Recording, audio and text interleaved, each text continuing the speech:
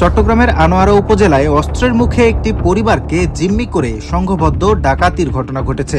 সোমবার ৩০ মার্চ রাত ২:৩০টার দিকে উপজেলার বৈরাগ ইউনিয়নের ৭ নং ওয়ার্ডের মোহাম্মদপুর এলাকায় চায়না ইকোনমিক জোন সংলগ্ন ফকিরখিল এলাকায় এই ঘটনা ঘটে।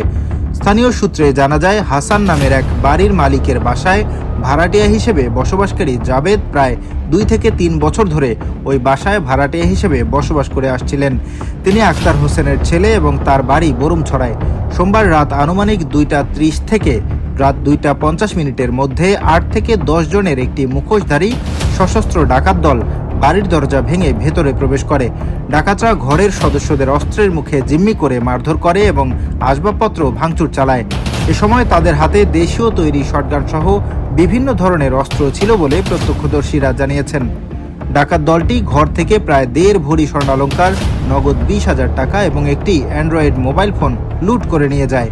ভুক্তভোগী মোহাম্মদ জাবেদ বলেন, রাত আনুমানিক ২:৩০টার দিকে দরজার ফাঁক দিয়ে ধোঁয়ার মতো কিছু একটা দেখতে পাই।